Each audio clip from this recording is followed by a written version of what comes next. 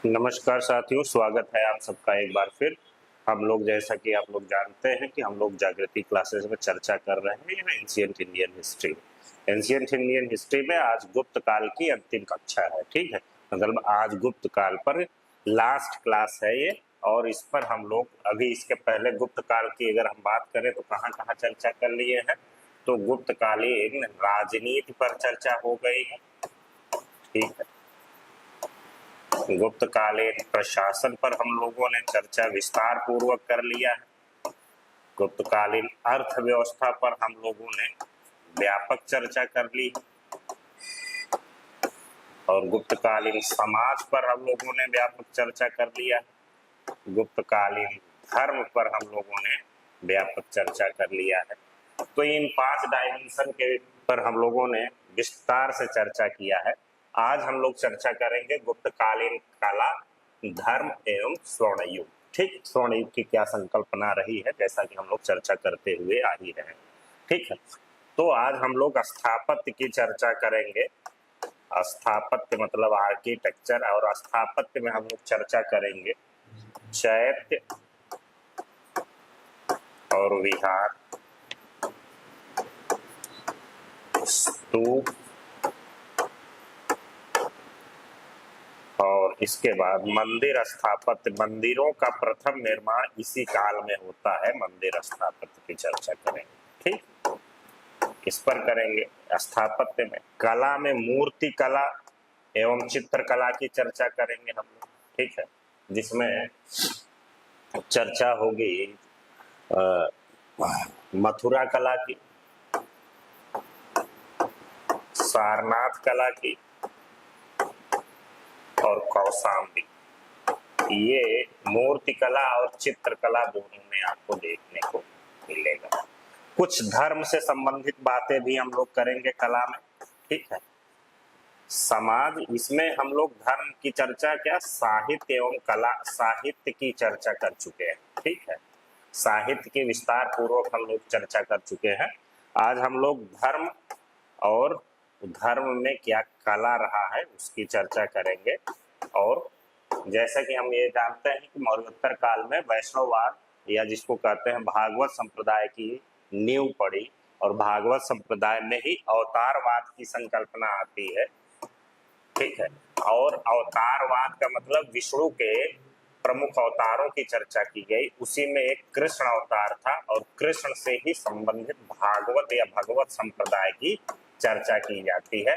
और भगवत संप्रदाय में हमने इस पर विस्तृत चर्चा किया है। भगवत संप्रदाय में सभी को समाहित किया गया, चाहे वो महिला हो, पुरुष हो, शूद्र हो, वैश्य हो, सबको इसमें शामिल किया गया था। कारण क्या था कि बौद्ध धर्म की बढ़ती हुई उपयोगिता और बौद्ध धर्म के तरफ बढ़ती हुआ आकर्षण के लिए ये धर्म अपनाया गया, और इस धर्म ने काफी उल्लेखनीय कार्य किया, और इसी की परिणति होती है गुप्त काल में। और गुप्त काल जो है पूरा पूरा भागवत संप्रदाय से संबंधित काल कहा जाता है। ठीक है, तो कला की प्रमुख शाखाएं यदि आप देखेंगे तो स्थापत्य में, जैसा कि मैंने बताया आपको, स्थापत्य में हम लोग पढ़ेंगे स्तूप, हमने अभी बताया, विहार और चैत्य इसी के साथ।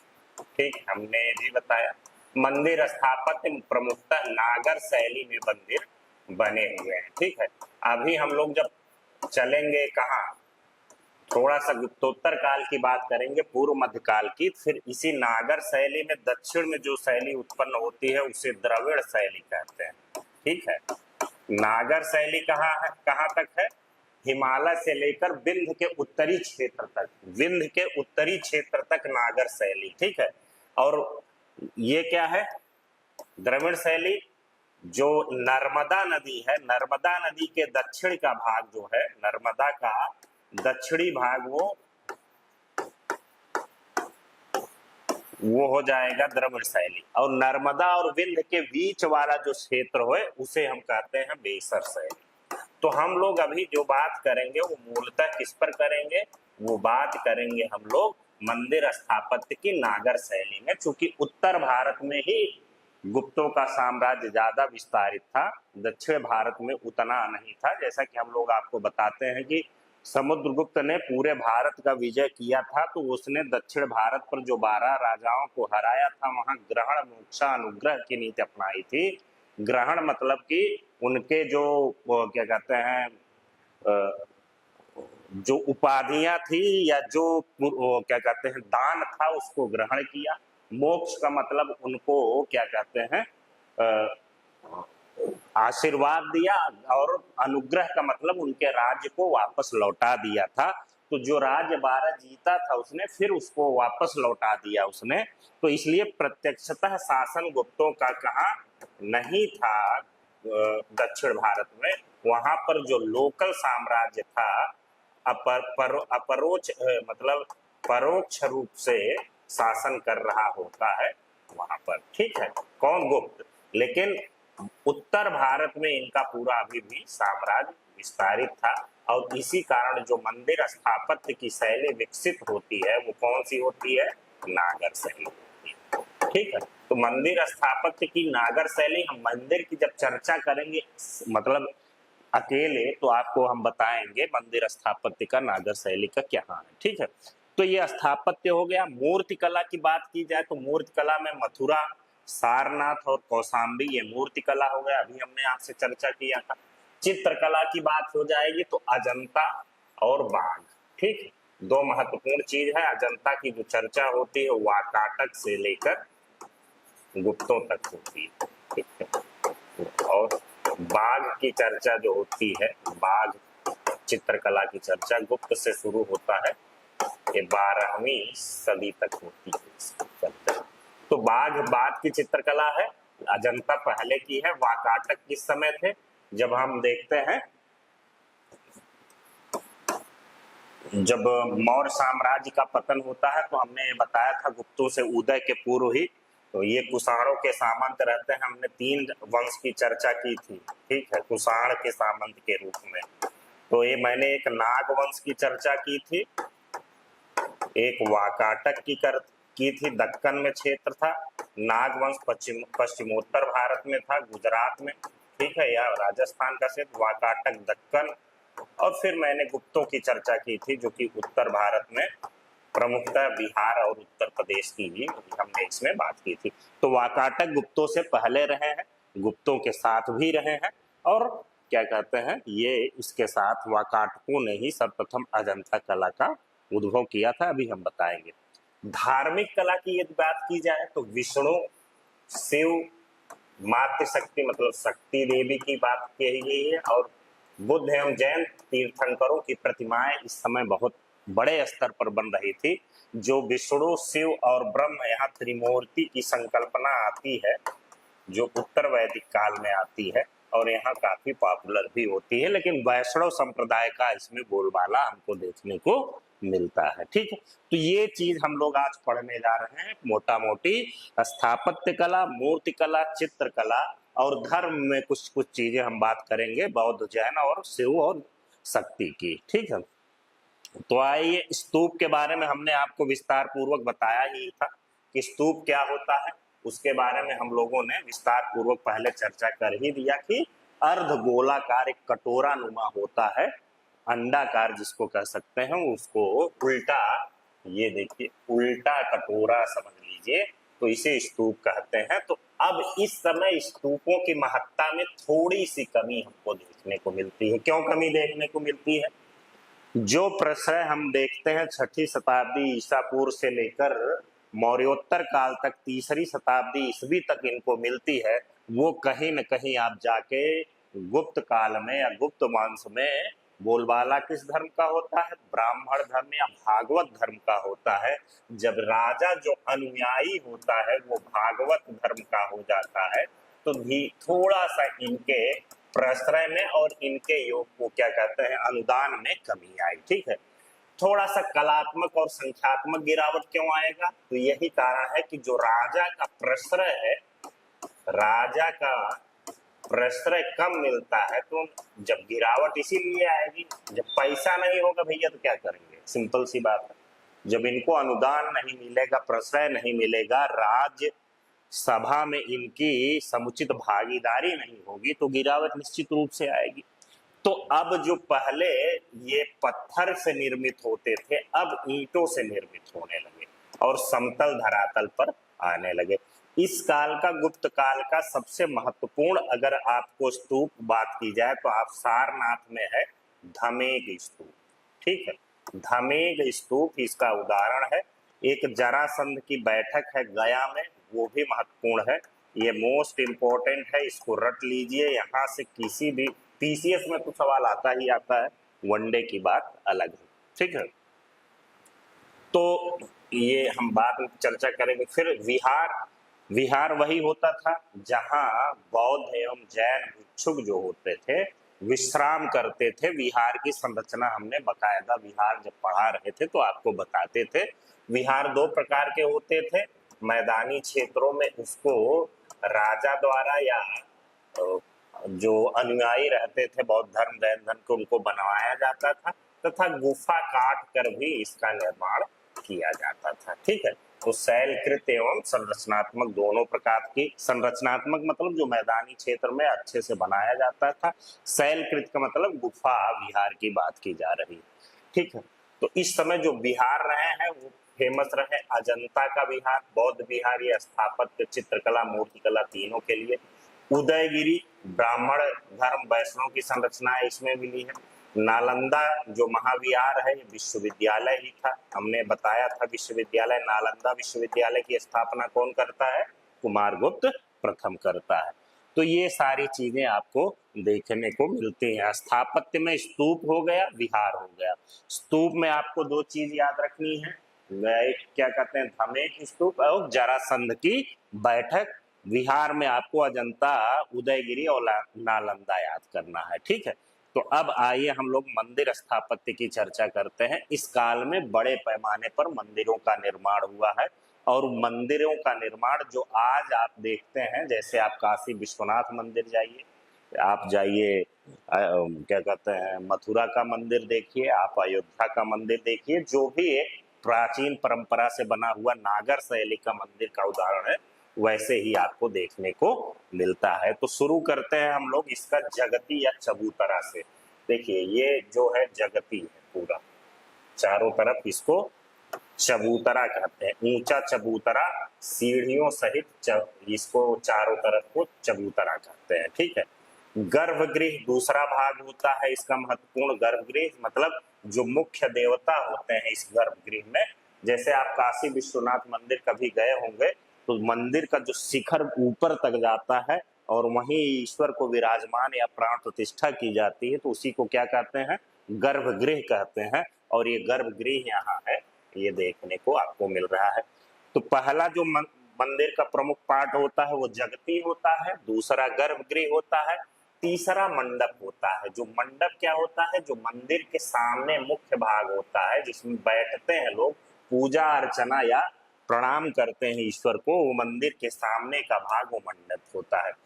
फिर चौथा क्या होता है? चबूतरे के चारों ओर चक्कर, चबूतरे के ऊपर चढ़कर गर्भगृह के चारों ओर जो चक्कर लगाया जाता है उसको प्रदक्षिणा पथ कहते हैं। ठीक है, देखिए जगती, गर्भगृह, मंडप, प्रदक्षिणा पथ और शिखर। ठीक है, शिखर क्या है? शिखर ये जो बनता है, जैसे आप देखते होंगे प्रारंभिक छत सपाट, बाद में शिखर, और जो शिखर के ऊपर जो ऐसे ऐसे कलाकारी होता है, आमलक मतलब कमल के आकार का, उसको आमलक या कलश कहा जाता है। ये इसको कहते हैं। ठीक है, ये कलश ये है ऊपर रखा हुआ है और उसके नीचे का जो है वो आमलक कहा जाता है। ठीक है, पंचायतन शैली मतलब ये मुख्य मंदिर, चारों ओर छोटे छोटे मंदिर होते हैं, उनको पंचायतन शैली कहा जाता है। ठीक है, द्वार अलंकरण वगैरह उतना इम्पोर्टेंट नहीं है। गंगा यमुना प्रतिमाएं, कलश कमल कहीं कहीं बने होते हैं, कहीं कहीं नहीं मदल होते हैं। तो 6 चीजें इसमें मोस्ट इम्पोर्टेंट है। कभी कभी पंचायतन शैली पूछ लिया जाता है, तो क्या होता है? पंचायतन शैली का मतलब होता है जो मुख्य मंदिर है उसके चारों ओर 4 मंदिर और बनते हैं, तो उनको पंचायतन कहा जाता है। तो मेन चीज क्या है? जगती, गर्भगृह, मंडप, प्रदक्षिणापथ, शिखर और आमलक है। ठीक है, ये आप जानिए। कुछ देखिए मंदिर का जो निर्माण की सामग्री थी पत्थर था, और कुछ मंदिरों में ईंटों का प्रयोग किया गया है। तो ये बहुत इंपॉर्टेंट है, ये प्रश्न जो होता है मोस्ट इंपॉर्टेंट सवाल है, ये प्रीलिम्स में भी पूछा जाता है और लिखत मेंस में भी आपके सवाल ये आता है। यदि आप यूपीएससी की तैयारी करते हैं तो 100% सवाल पूछा जा सकता है, और आप अगर स्टेट की तैयारी करते हैं तो आपसे सवाल यहाँ से आएगा ही आएगा। वनडे करते हैं तो आपको जानना चाहिए ताकि आपको सहूलियत हो। तो मंदिर कैसे बनता है, क्या होती है मंदिर की प्रमुख विशेषता, वो मैंने बता दिया। अब कहाँ कहाँ मंदिर बनवाए गए हैं गुप्त काल में, उसकी हम लोग चर्चा कर लेते हैं। तो हम लोग 4-5 उदाहरण इसमें देख लेते हैं। 4-5 उदाहरणों में तिगवा का या एरण का विष्णु मंदिर है, ठीक है। तिगवा का विष्णु मंदिर प्रारंभिक सबसे पहला मंदिर यहाँ मिलती है। उदयगिरी का वराह मंदिर यहाँ मिलता है, विष्णु के वराह अवतार का यहाँ पर उल्लेख मिलता है। देवगढ़, ये सबसे ज्यादा पूछा गया सवाल है, मोस्ट इंपोर्टेंट, देवगढ़ का दशावतार मंदिर कई बार पूछा गया है यूपीएससी में। ये गुप्तकालीन मंदिर स्थापत्य का सबसे उत्कृष्ट उदाहरण मिलता है, दशावतार मंदिर देवगढ़ का। फिर उसके बाद भूमरा या नचना कुठार का शिव पार्वती मंदिर, सिरपुर का लक्ष्मण मंदिर, ये ईंट से मंदिर मिली है। ये नचना कुठार का शिव पार्वती मंदिर शैव और देवी की दोनों शक्ति का उपासना की जाती है, ठीक है। तो मंदिर पूजा की पृष्ठभूमि क्या है, मूर्ति पूजा पहले से थी, परंतु गुप्त काल में मंदिर आधारित संगठित पूजा परंपरा और स्थापत्य का विकास होता है। आपसे सवाल कभी भी पूछा जा सकता है कि मंदिर का सर्वप्रथम भारत में उल्लेख कब मिलता है, तो आप क्या कहेंगे, गुप्त काल में, ठीक है। तो गुप्त काल में मंदिर का सर्वप्रथम उल्लेख मिलता है। और सबसे महत्वपूर्ण मंदिर कौन है, तो आप बताएंगे देवगढ़। देवगढ़ कहाँ है, झांसी में है, और झांसी का जो है ये दशावतार मंदिर सबसे प्रमुख मंदिर माना गया है, ठीक है। 5 मंदिरों की चर्चा की है। मूर्ति पूजा को उल्लेख कब से मिलता है, मूर्ति पूजा को सिंधु घाटी सभ्यता में हमने दिखाया ही था, लेकिन ऋग्वैदिक काल में मूर्ति पूजा का उल्लेख नहीं मिलता है, वहाँ कर्मकांड यज्ञ कर्मकांड का उल्लेख मिलता है। सिंधु घाटी सभ्यता, फिर मूर्ति पूजा का उल्लेख, लेकिन मंदिर स्थापत्य का जो सबसे महत्वपूर्ण रोल आता है वो यहाँ पर आता है, ये हमने आपको बताया था। अब आइए चित्रकला, स्थापत्य हो गया। स्थापत्य में मैंने क्या बात किया, चैत्य की बात की और विहार का बात किया, और अब बात करेंगे हम लोग मंदिर स्थापत्य की बात किया। अब बात करेंगे चित्रकला। चित्रकला में 2 चित्रकला की बात करेंगे, एक अजंता की चित्रकला और एक चित्रकला की बात करेंगे बाघ की, ठीक है। तो अजंता की चित्रकला की जो प्रारंभिक सूचना हमको मिलती है 2री शताब्दी ईस्वी ईसा पूर्व से लेकर 7वीं शताब्दी, तो वाकाटक से इसका उल्लेख मिलता है, वाकाटकों का, वाकाटक वंश का 200 बीसी से अगर आप देखें तो होता है ये, फिर 200 बीसी से लेकर 700 एडी तक 900 वर्ष तक रहा है, ठीक है। तो प्रारंभिक चित्र इसके जो मिलते हैं वो सामान्य जन जीवन से रहते हैं। ये सामान्य एक झोपड़ी है, उसमें सामान्य लोग हैं। राज परिवार से भी मिलता है, प्रकृति का उदाहरण मिलता है यहाँ पर, और सामाजिक जीवन की जो चित्र हो सकते थे वो बनाए गए हैं। बाद के जो चित्र हैं वो बुद्ध से संबंधित हैं। बुद्ध का जीवन इसमें दिखाया गया है, बोधिसत्व दिखाया गया है, जातक कथाएं दिखाई गई, धार्मिक एवं मानवीय भावनाओं का चित्रण किया गया है। तो ये सारी चीजें अजंता में हैं। तो 3 चीजें आपको हमने बताया कि इसका कालवंश सबसे पहले वाकाटक का होता है, फिर उसके बाद प्रारंभिक चित्र इसके होते हैं। मुख्य विशेषता क्या है, अजंता के कलाकारों ने केवल बाहरी सौंदर्य नहीं बल्कि मानवीय भावनाएं, मनोवैज्ञानिक अवस्थाओं को प्रभावशाली ढंग से प्रस्तुत किया है। केवल ये सौंदर्य ही नहीं, आपका मन के अंदर आपके भावना में जो चलता है उसको भी उकेरने का, उसको भी चित्र में प्रस्तुत करने का अगर काम कोई किया है प्राचीन कालीन चित्रकला में, तो अजंता के चित्रकला में ये किया गया है। तो ये मोस्ट इम्पोर्टेंट आपका चित्रकला है, यहाँ से सवाल पूछा जा सकता है। सवाल क्या पूछा जा सकता है, तो अजंता के चित्रकला कहाँ से शुरू होता है, अजंता की प्रारंभिक जो चित्रकला है वो कहाँ से शुरू होती है, तो आपको क्या बताना, वाकाटक से। फिर कहाँ तक जाती है, 700 ईस्वी तक, मतलब अंतिम गुप्त शासकों तक इसका है हमको देखने को मिलता है। फिर पूछा जा सकता है बुद्ध के जीवन से संबंधित क्या चित्रकला के उदाहरण मिलते हैं, तो आप बताएंगे बिल्कुल मिलते हैं। बोधिसत्व की मिलती है, बुद्ध के जीवन से मिलती है, जातक कथाओं से मिलती है, ये सारी चीजें हैं। इसके अलावा सामान्य जन जीवन एवं राज परिवार से भी मिलते हैं। अब इसमें कुछ चीजें हम आप लोगों को बताएंगे जो प्रमुख चित्र है, ये भी पूछा जाता है। ठीक है, प्रमुख चित्र में क्या है, इसमें है मरणासन्न राजकुमारी का चित्र इसमें दिखाया गया है कि मतलब एक राजकुमारी है, वो मरने के करीब है, वो कैसे उसको जीवित चित्रण किया गया है वो दिखाया गया है। इसमें करुणा और वियोग की बात की है, बहुत बार पूछा गया है ये। ठीक है, माता एवं शिशु राहुल, राहुल मतलब जो गौतम बुद्ध के पुत्र रहते हैं उन्हें वात्सल्य का वर्णन किया गया है। पद्म पाणी अवलोकितेश्वर की इसमें चित्रण किया गया है, आध्यात्मिकता और बुद्ध का महाविनिष्करण वैराग्य का दिखाया गया है। मार विजय, मार मतलब काम, काम मतलब जिसको मतलब आपके इंद्रियों पर कंट्रोल करना, उसी को मार विजय कहते हैं, या काम पर विजय। काम से मतलब यहाँ सेक्स से है।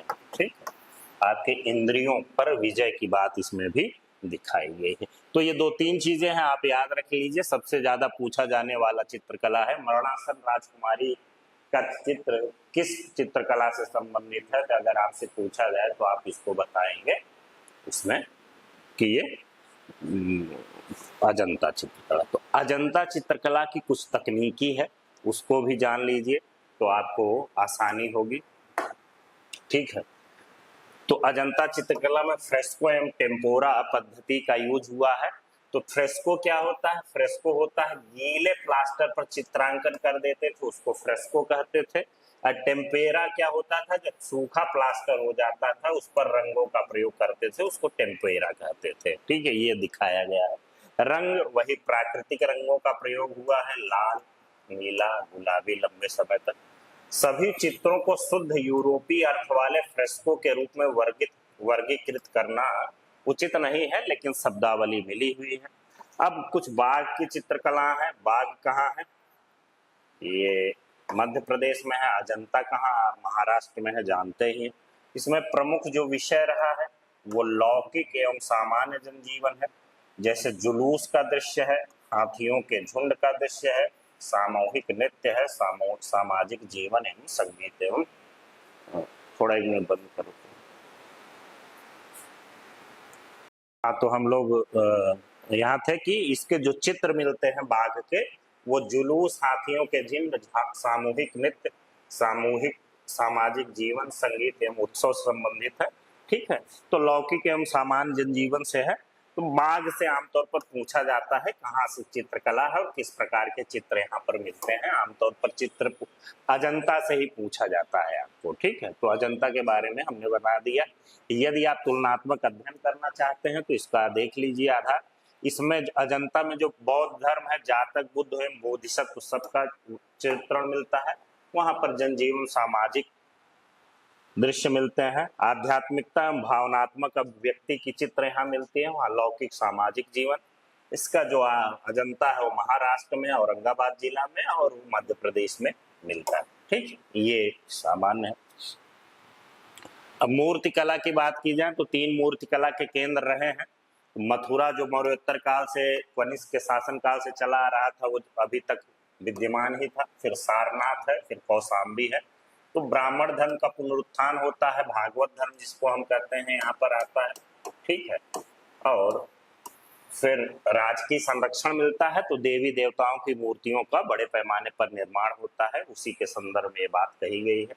तो इसमें जो चित्र हो, मूर्ति होते हैं, उसमें आध्यात्मिक भाव एवं आदर्शीकृत शारीरिक सौंदर्य को महत्वपूर्ण स्थान दिया गया है।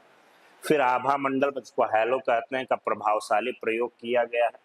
शांत एवं गंभीर मुखाकृत संतुलित अनुपात दिया गया है। धार्मिक प्रतीकों, वाहनों एवं आयुधों का प्रयोग किया गया। तो मथुरा कला की पहले भी ये विशेषता रही है, अभी भी यही विशेषता है तो मथुरा कला में क्या है, वही था कि आदर्श को ज्यादा चित्रित किया गया है, आदर्श भाव भंगिमा को बनाया गया है, जबकि गांधार कला जो पहले था उसमें वो होता था यथार्थवादी चित्रण को महत्वपूर्ण रोल दिया जाता था। ठीक है, तो हम लोग मूर्तियों में देवत्व का स्वरूप धार्मिक अस्तित्व, मतलब अगर आप धर्म की बात करेंगे तो ब्राह्मण धर्म इसमें रिवाइव होता है क्योंकि उसमें चैलेंज मिलता है बौद्ध धर्म से। उसी के साथ बौद्ध धर्म और जैन धर्म, अन्य जितने भी असनातनीय धर्म थे उस समय भी सस्टेन कर रहे थे। ऐसा नहीं था कि ब्राह्मण धर्म को प्रश्रय ज्यादा मिला तो इसने समूल नष्ट कर दिया अन्य धर्मों को। अन्य धर्म भी इसके साथ सरवाइव कर रहे हैं। वही दिखाया जा रहा है कि जो ब्राह्मण धर्म था वो सस्टेन कर रहा था। विष्णु विभिन्न अवतारों की बात कही जाती है, जिसमें वराह नरसिंह का उत्कृष्ट उदाहरण इस मूर्ति कला में मिलता है, जिसमें हम लोग बताते हैं आपको मथुरा कला में शिव और देवी विशिष्ट वाहनों, आयुधों, मुद्राओं के साथ शिव, पार्वती, लक्ष्मी एवं गणेश का प्रदर्शन किया जाता है। ठीक, फिर बौद्ध प्रतिमाओं की बात करें तो पत्थर से निर्मित होते थे। अभय या धर्मोपदेश मुद्रा, आध्यात्मिक शांति की बात अगर की जाए, यहाँ पर भागलपुर में कांस्य के बुद्ध की मूर्ति मिली है। ठीक है, कुषाण काल की तुलना में गुप्तकालीन बुद्ध प्रतिमाओं में आभा मंडल, जो आभा मंडल क्या है, जो बुद्ध ऐसे बैठे हैं इनके पीछे जो चित्रांकन हुआ है उसी को आभा मंडल कहते हैं। ठीक है, तो उसका अत्यधिक भव्य और अलंकृत प्रयोग यहाँ देखने को मिलता है। ठीक है, तो गुप्तकालीन धर्म हमने बताया ही आपको अभी कि धार्मिक सहिष्णुता रहता है। इस समय ब्राह्मण धर्म का पुनरुद्धार होता है जो कि भागवत धर्म के नाम से होता है। उसमें अहिंसा, प्रेम और क्या कहते हैं भक्ति पर जोर दिया गया, जिसको भागवत धर्म है। मैंने विस्तार पूर्वक मौर्योत्तर काल में आपको चर्चा किया था। तो धार्मिक सहिष्णुता देखने को मिलती है हमको यहाँ पर। धार्मिक सहिष्णुता देखने को जब मिलती है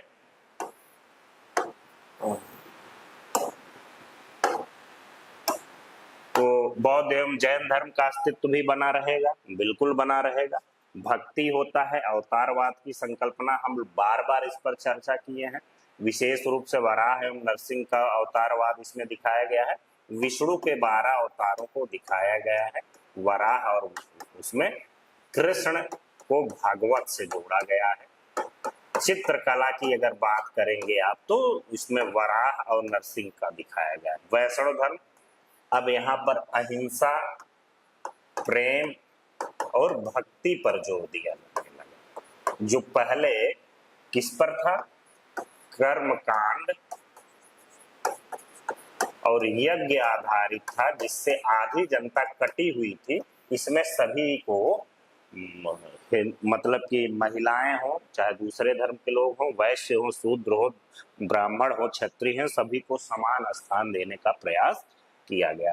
तो राजकीय संरक्षण मिलता है, पुनरुत्थान होता है, वैष्णव स्वयं संप्रदायों का विकास होता है। तो मूर्ति पूजा भी होती है। पूजा के फल में विश्वास, जिसको आप कह सकते हैं कर्म फल। जैसे आप कर्म करेंगे और भक्ति करेंगे उसी हिसाब से आपको कर्म फल मिलेगा। ठीक, इस पर बारे में हम सॉरी चर्चा कर चुके हैं कई बार। शैव देवी उपासना में समन्वयात्मक स्वरूप की बात करेंगे तो शैव धर्म भी इस समय प्रचलन में रहता है। शिव की उपासना में विभिन्न रूपों की प्रतिमाओं की चर्चा की गई है। विष्णु और शिव को दोनों को एक दिखाने का प्रयास किया गया है। तो एक संकल्पना आती है हरिहर। हरिहर का नाम आप लोग बहुत सुने होंगे। हरि से मतलब होता है विष्णु। हे हरि आप सुनते होंगे, हे हरि कल्याण करिए। इनसे हर का मतलब होता है शिव। तो हरिहर की संकल्पना आती है। और इसी में अर्धनारीश्वर की संकल्पना भी आती है, जिसमें शिव पार्वती को एक साथ लाया गया। त्रिमूर्ति की संकल्पना आती है, मैंने आपको बताया ही। त्रिमूर्ति का मतलब क्या होता है, त्रिदेव या त्रिमूर्ति, ब्रह्मा विष्णु महेश। देवी पूजा में हमने अभी बताया ही आपको, पार्वती लक्ष्मी आदि देवी देवताओं का यहाँ पर वर्णन मिलता है। तो मतलब क्या होता है, धार्मिक परंपराएं अनेक थी, तो उसमें समन्वय एवं बहुलता का सशक्त संकेत देखने को हमको मिलता है। देखिए एकदम क्रिस्टल क्लियर होना चाहिए सारी चीजें आपको, और मैं इसी हिसाब से आपको समझा भी रहा हूं कि आपको कोई दिक्कत ना हो। ठीक है, सारी चीजों को हम एक में समेट के आपको इसके लिए समझा रहे हैं। तो पुराणों की भूमिका एवं धार्मिक जीवन में परिवर्तन भी कुछ होता है। तो जो पहले यज्ञ केंद्रित परंपरा थी, पुराण एवं भक्ति का प्रभाव होता है, तो उसमें मूर्ति पूजा, भक्ति व्रत एवं मंदिर पूजा, ये सारी चीजें होती हैं। ये हमने आपको बता ही दिया है कि क्यों ऐसा किया गया, अहिंसा भक्ति प्रेम, वो आपको बताया ही। अब जो महत्वपूर्ण चीज होती है हमने वो आपको बताया है कि क्या गुप्त काल स्वर्ण युग था, तो इस पर भी हमने ये चर्चा होती है। तो आप सम्यक उत्तर लिखेंगे। पहले आप दिखाएंगे कि गुप्त काल में यदि राजनीति देखी जाए तो राजनीति में अखंड भारत की जो संकल्पना होती है लगभग वहां तक पहुंचे हुए थे। और यदि साहित्य की बात की जाए तो साहित्य चाहे वो भूगोल हो, चाहे इतिहास हो, चाहे विज्ञान हो, चाहे वो खगोल हो, सभी का विकास होता है उस काल में। साहित्य और जो विद्वान थे, वैज्ञानिक थे, चहुओर व्याप्त थे। कला की बात की जाए तो आप देखेंगे कला में नए उत्कर्ष आपको देखने को मिलते हैं, चाहे वो बौद्ध कला हो, चाहे वो जैन कला हो, इवन मंदिर स्थापत्य की बात करें, गुफा का बात करें, विहार की बात करें, चैत्य की बात करें, तो सब कुछ समूह रूप से देखा जाता है।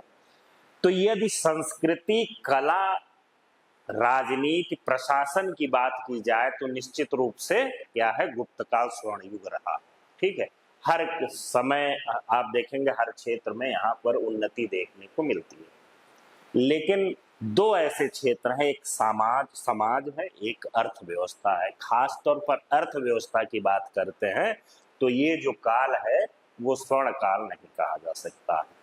अगर अर्थव्यवस्था के मापदंड को मानेंगे तो मौर्योत्तर काल को स्वर्ण काल कहा जाता है, क्योंकि उस समय व्यापार वाणिज्य में अभूतपूर्व वृद्धि हुई, वैसा वृद्धि कहीं देखने को नहीं मिलती है। समाज की भी बात करेंगे तो महिलाओं को जो स्वतंत्रता, स्वच्छंदता और समान अधिकार की बात ऋग्वैदिक काल में कही गई है, वो यहाँ पर नहीं देखने को मिलती है। वैश्यों, शूद्रों को अभी भी संघर्ष करना पड़ता है। तो ये इस चीज को आप देखते हैं। तो अगर हम साहित्य की बात करें तो साहित्य में चिकित्सा और नाटक, संस्कृत साहित्य काव्य नाटक में पुनरुद्धार देखने को मिलता है। विज्ञान, चिकित्सा, चित्रकला की बात करें तो इसमें भी आप उन्नति देखते हैं। विज्ञान, गणित, आर्यभट्ट का नाम सुने हैं। मूर्ति कला में भी उत्कृष्ट, लेकिन मूर्ति कला में मौर्योत्तर काल यहाँ से काफी ज्यादा उत्कृष्ट रहा है। ठीक है, स्थापत्य में नो डाउट, स्थापत्य में नई परिपाटी का यहाँ सृजन होता है और मंदिर स्थापत्य का बात करते हैं। धर्म का पुनरुत्थान अगर धार्मिक दृष्टि से देखें तो हिंदू धर्म का ये स्वर्ण काल कहा जा सकता है, ब्राह्मण धर्म का स्वर्ण काल कहा जा सकता है। भाषा की दृष्टि देखें तो संस्कृत की प्रतिष्ठा हुई, ये भी एक मानक है कि सामान्य जन जीवन की भाषा नहीं रही, एक टाइप से ये समाज के क्या कहते हैं, इलीट वर्ग को प्रदर्शित किया गया। तो धार्मिक पुनरुत्थान होता है, कैसा, देवी देवताओं की मूर्ति पूजा में वृद्धि, मंदिरों की आवश्यकता एवं निर्माण, गर्भगृह, मंडप, सब सारी चीजें बना दिए हैं। तो आप बता सकते हैं कई क्षेत्रों में निश्चित रूप से जो गौरवमयी उपस्थिति हमको गुप्त काल में देखने को मिलती है वो अभूतपूर्व रहता है। लेकिन यदि समाज और अर्थव्यवस्था पर हम चर्चा करते हैं तो इसमें कुछ कमियां भी देखने को मिलती हैं और इसमें बेहतर किए जाने का प्रयास किया जा सकता था। ठीक है, तो इस प्रकार से आपका गुप्त काल होता है संपन्न।